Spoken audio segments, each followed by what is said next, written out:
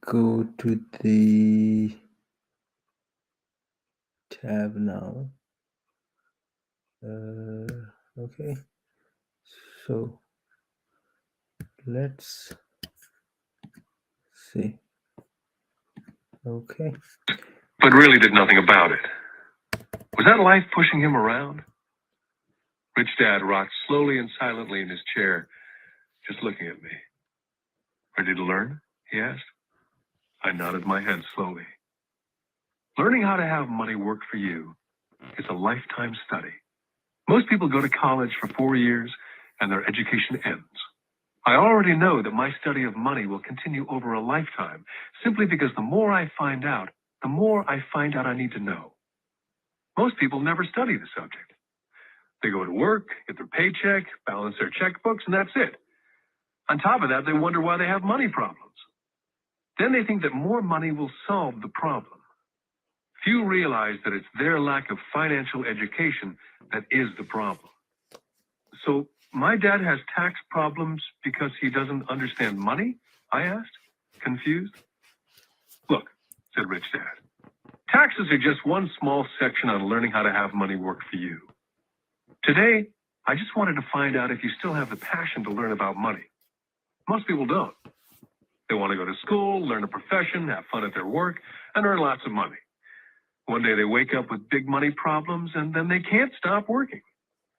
That's the price of only knowing how to work for money, instead of studying how to have money work for you. So, do you still have the passion to learn? Asked Rich Dad. I nodded my head.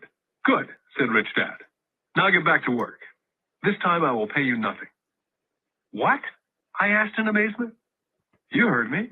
Nothing. You'll work the same 3 hours every Saturday, but this time you will not be paid 10 cents an hour. You said you wanted to learn to not work for money, so I'm not going to pay you anything. You're staring at one of life's biggest lessons. If you learn the lesson, you'll enjoy a life of great freedom and security. If you don't learn the lesson, you'll wind up like Mrs. Martin and most of the people playing softball in this park.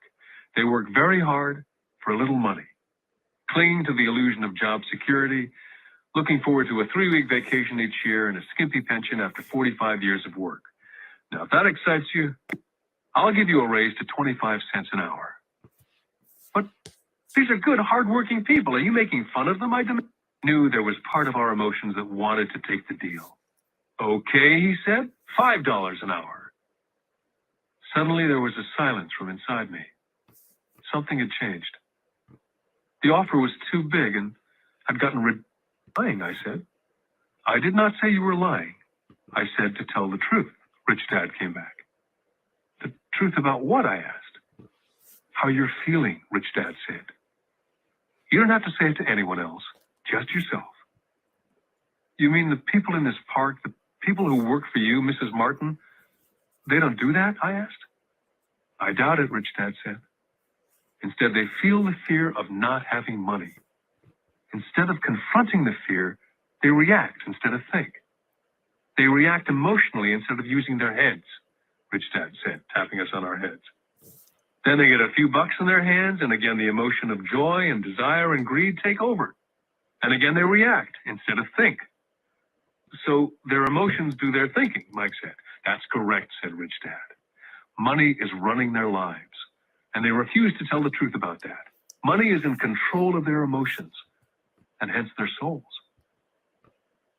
I want to teach you to master the power of money, not be afraid of it.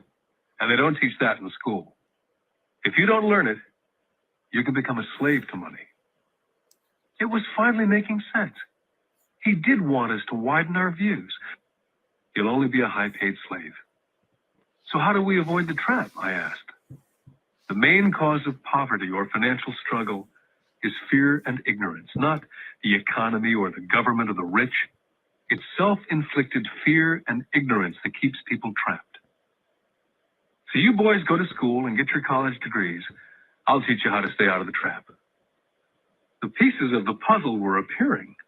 My highly educated dad had a great education and a great career, but school never told him how to handle money or his fears. It became clear that I could learn different and important things from two fathers.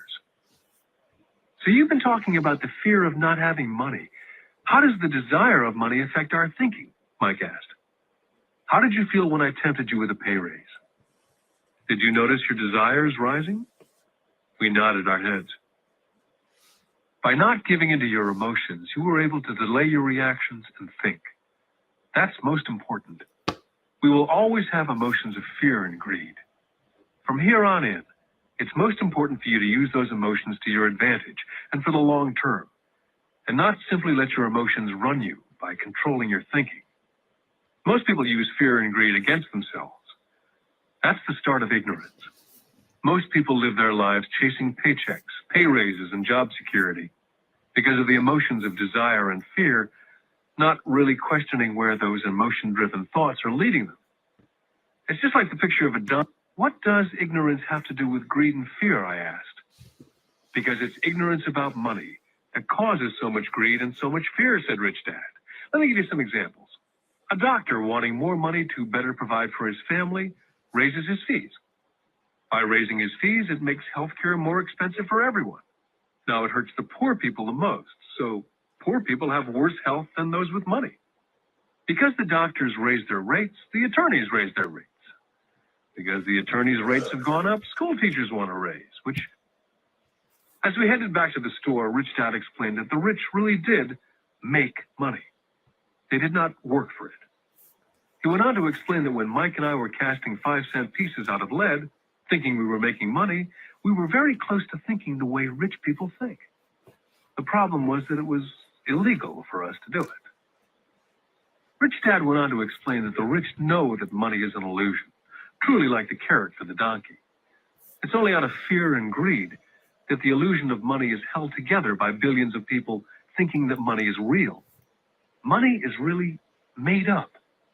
It was only because of the illusion of confidence and the ignorance of the masses that the house of cards stood standing. In fact, he said, in many ways, the donkey's carrot was more valuable than money. Alrighty.